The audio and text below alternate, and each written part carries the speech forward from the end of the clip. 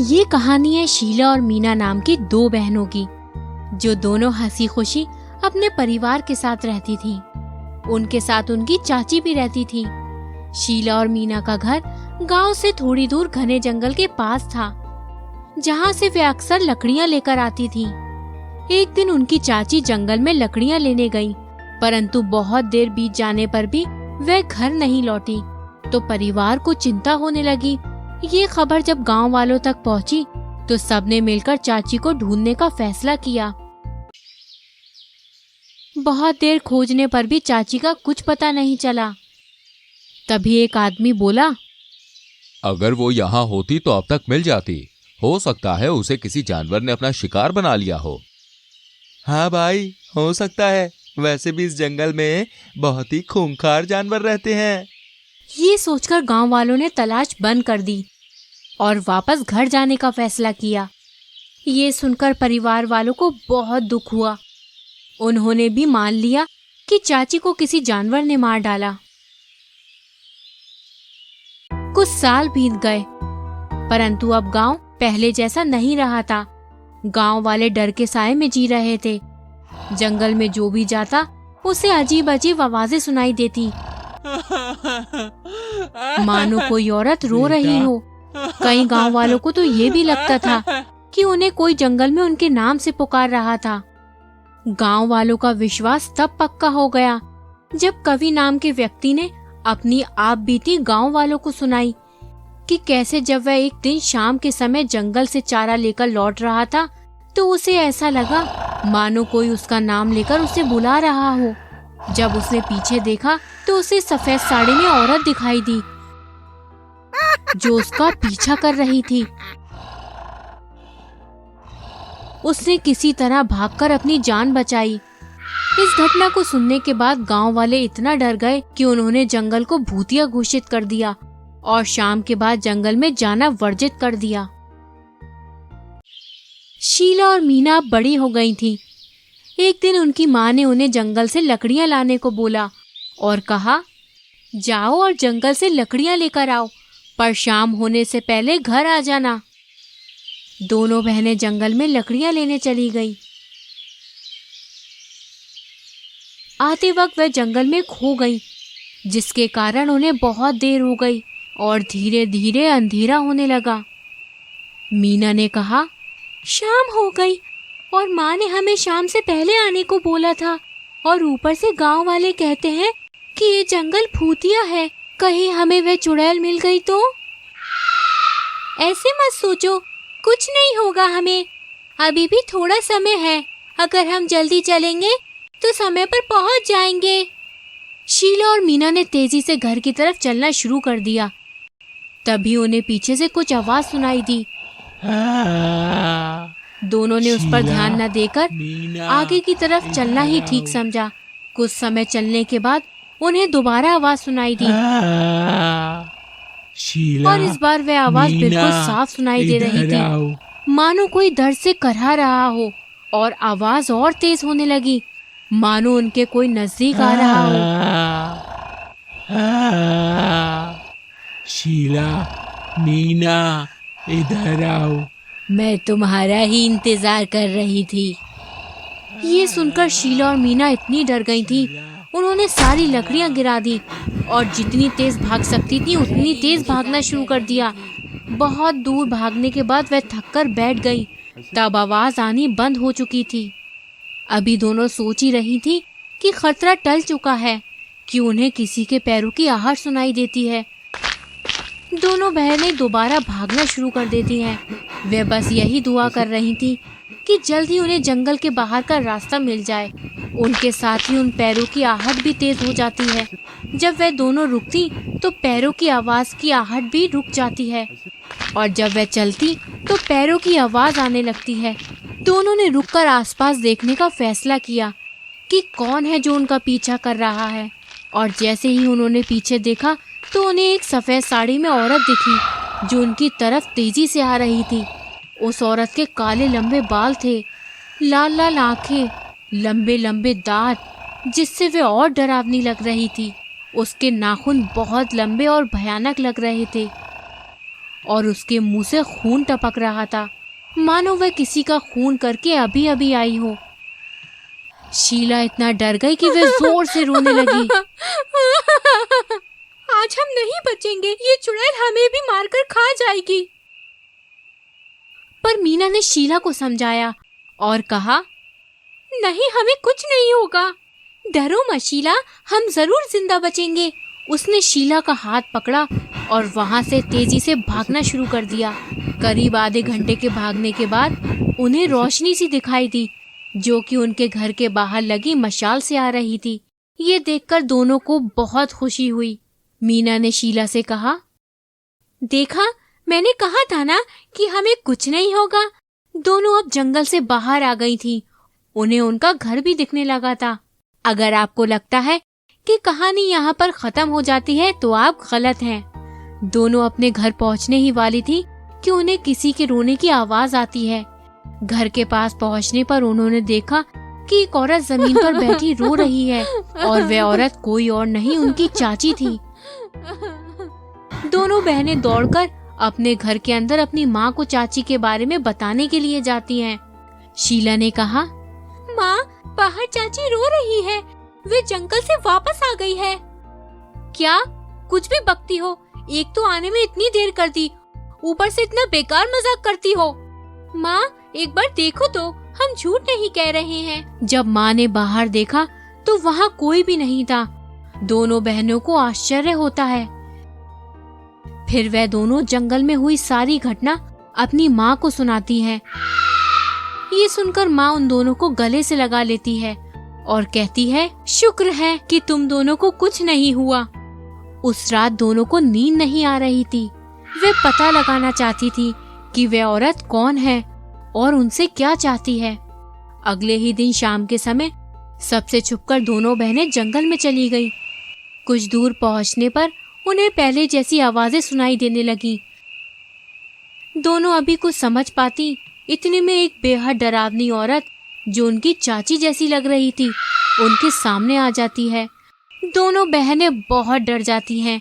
उन्हें लगता था कि वे दोनों नहीं बच पाएंगी, पर वह चुड़ैल उनके सामने आते ही रोने लगती है। बेटा, मैं तुम दोनों की चाची ही हूँ और तुम्हें ये बताना चाहती हूँ, इस जंगल में भटकते भटकते मैं थक चुकी हूँ। मैं गुस्सा उन परिवार वालों और उन गांव वालों से हूँ, क्योंकि किसी ने मेरी आत्मा की शांति के लिए हवन नहीं कराए।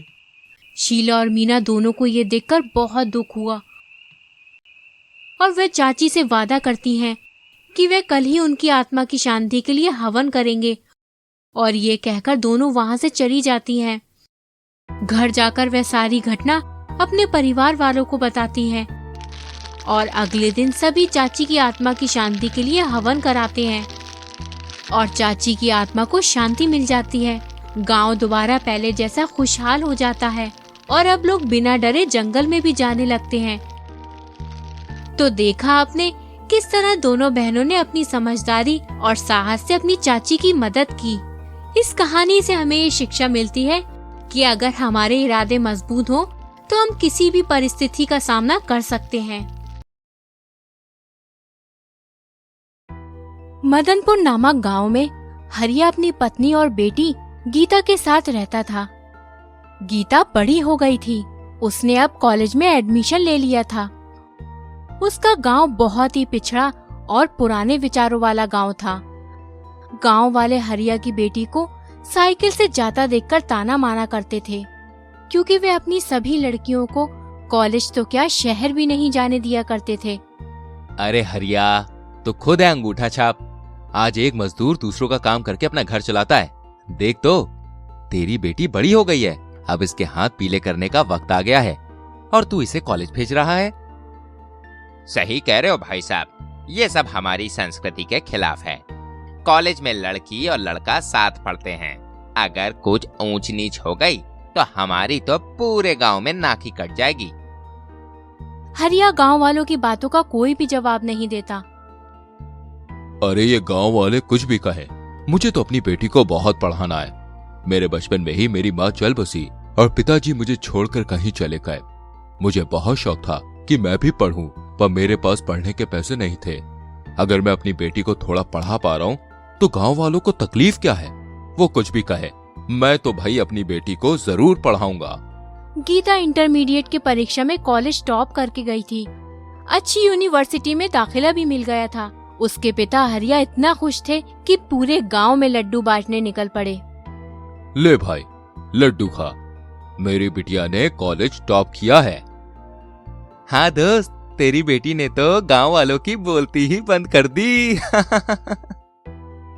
गीता कॉलेज से पास होकर वह शहर की यूनिवर्सिटी में पढ़ने के लिए चली जाती है। उसके पिता ने उसका एडमिशन एक हॉस्टल में करा दिया था। गीता इंटरमीडिएट की परीक्षा में कॉलेज टॉप करके गई थी। अच्छी यूनिवर्सिटी में दाखिला भी मिल गया था। हॉस्टल में गीता को एक अच्छी दोस्त संगीता मिल गई थी। वे दोनों पढ़ाई भी किया करती थी साथ में, और साथ में मस्ती भी किया करती थी। फिर धीरे धीरे कॉलेज के फर्स्ट ईयर के एग्जाम भी आ गए। गीता मन लगाकर पढ़ रही थी। निश्चित तारीख पर एग्जाम शुरू हो गए। सभी ने पेपर दिए, एग्जाम भी खत्म हो गए। एग्जाम खत्म होने के बाद संगीता बोली, अरे यार, ऐसा लग रहा है सबसे बड़ा बोझ उतर गया। आज से मैं जमकर मस्ती करूंगी। अरे वो सब तो ठीक है, पर पेपर कैसा रहा तेरा? ठीक ठाक ही गया। अब देखना है रिजल्ट कैसा आता है। 1 महीने बाद रिजल्ट आता है। संगीता ने टॉप किया था, और चौंकाने वाली बात तो ये थी, गीता अपने रिजल्ट के कारण बहुत रो रही थी। मैं अपने पापा को क्या जवाब दूंगी? वे कितनी मेहनत करते हैं मेरी पढ़ाई के लिए। मैंने अपने और अपने बाबा के सपने को मिट्टी में मिला दिया। पर मैंने तो पेपर में अच्छे से लिखा था। मेरा रिजल्ट इतना खराब क्यों आया? ये सोच सोचकर गीता परेशान हो रही थी। फिर उसने फैसला किया, वह कॉपीज को रीचेक करवाएगी। गीता अपनी कॉपीज रीचेक करवाने के लिए एप्लीकेशन अपने डिपार्टमेंट के प्रोफेसर बंसल को देती है, लेकिन वह उस एप्लीकेशन को लेने से खारिज कर देता है और बोलता है, ये तो हद है, तुम मुझ पर इल्जाम लगा रही हो। अरे इतने साल के करियर में आज तक मुझ पर किसी ने उंगली नहीं उठाई। तुम कल की छोरी मुझे चैलेंज कर रही हो। मैं आपको कोई चैलेंज नहीं कर रही हूँ। ये तो मैं अपने अधिकार से अपनी कॉपी चेक करवाने के लिए बोल रही हूँ। अरे तुम परीक्षा में लिखो या ना लिखो, तुम तो इतनी सुंदर हो। तुम सिर्फ एक रात मेरे रूम पे आ जाना, मैं तुम्हें टॉप करा दूंगा। गीता ये सुनकर बहुत गुस्से में आ जाती है। सर, ये आप क्या बोल रहे हैं? मैं ऐसी वैसी लड़की नहीं हूँ। मैं आपकी इस काली करतूत को सबके सामने लाकर रहूंगी। अच्छा, तो तुम बाहर जाकर क्या बताओगी हैं? अगर तुमने किसी को कुछ बोला तो मैं तुम्हारे करियर की वाट लगा दूंगा, समझी? चुपचाप चली जाओ यहाँ से। गीता ये बात सुनकर बहुत डर जाती है और चुपचाप वहाँ से चली जाती है। फिर एक दिन संगीता अपने कमरे में रो रही होती है। उसे उल्टी हो रही होती है। फिर जब वो अचानक गीता को देखती है तो रोना बंद कर देती है। लगता है तू रो रही थी। बोल, क्या हुआ है तुझे? मुझे बता गीता। अरे कुछ नहीं, बस घर की याद आ रही थी इसलिए रो पड़ी। सच सच बोल संगीता, मैं तेरी दोस्त हूँ यार। दोस्त को नहीं बताएगी तो भला किसे बताएगी? तब संगीता अपनी भावनाओं पर काबू नहीं कर सकी और फूट फूट कर रोने लगी। उसने जो बताया उसे सुनकर गीता के पैरों तले जमीन खिसक जाती है। उसने बताया, एक दिन उस बंसल प्रोफेसर ने उसे ऑफिस में बुलाया और बोलने लगा, अरे मूर्ख लड़की, सब कुछ मेहनत से नहीं मिलता। मेहनत करके कोई भी आगे नहीं बढ़ता। अरे अपने इस खूबसूरत से शरीर का इस्तेमाल करो, तभी तुम आगे बढ़ सकती हो। सर आप क्या कह रहे हो? मुझे कुछ समझ नहीं आ रहा। अरे तुम लड़कियों की यही बात मुझे पसंद नहीं, तुम समझती ही नहीं हो। अरे मैंने तुमसे पहले भी बहुत सारी खूबसूरत लड़कियों को इस यूनिवर्सिटी से पास करवाया है, वो भी अच्छे मार्क्स के साथ। तुम भी चाहो तो टॉप कर सकती हो, पर हर चीज की कीमत होती है। तुम्हें भी कुछ देना होगा। अगर तुम इनकार करोगी तो मैं तुम्हें फेल कर दूंगा। फिर तुम सोच लो तुम्हारे साथ क्या होगा। प्रोफेसर अपने पद का गलत इस्तेमाल करता है। मैं मजबूर थी और उसने मेरी मजबूरी का फायदा उठाया। उस प्रोफेसर ने बंद कमरे में मेरे साथ गलत काम किया। जो मैं बता भी नहीं सकती। वह मुझे ब्लैकमेल करने लगा। मैं अब इससे परेशान हो गई हूँ। छी, मुझे उस प्रोफेसर से घिन आ रही है। प्रोफेसर का काम है शिक्षा देना, पर वह तो एक दरिंदा है, दरिंदा। तभी संगीता के फोन पर प्रोफेसर का मैसेज आता है कि तुम मुझसे छत पर आकर मिलो। संगीता गीता को बताकर छत पर जाती है। संगीता वहाँ प्रोफेसर को प्रेग्नेंट वाली बातें बताती है। ये सुनकर प्रोफेसर सोचने लगता है। बेटा, कुछ तो करना पड़ेगा। इस लड़की का अगर यूनिवर्सिटी को पता चल गया तो ये लड़की मेरे गले की हड्डी बन जाएगी। कुछ तो सोच बंसल, कुछ तो उपाय निकाल। फिर प्रोफेसर बोलता है, ठीक है, तुम कल पास वाले जंगल में मिलना, हम वहीं शादी कर लेंगे। ये कहकर प्रोफेसर वहाँ से चला जाता है। फिर अगले दिन प्रोफेसर और संगीता जंगल में मिलते हैं। तुम शादी के लिए तैयार हो ना? हाँ बिल्कुल। थोड़ा आगे बढ़ने के बाद प्रोफेसर वहीं रुक जाता है और कहता है, अरे संगीता, तुम यहीं रुको, मैं तो माला लाना भूल ही गया। मैं अभी लेकर आता हूँ, तुम कहीं जाना मत। प्रोफेसर संगीता को वहीं छोड़कर चला जाता है और पीछे के रास्ते से आकर संगीता को चाकू मारकर वहां से भाग जाता है। पास में ही गीता छिपकर ये सब अपने मोबाइल में रिकॉर्ड कर रही होती है। फिर वह जल्दी से संगीता को अस्पताल ले जाती है।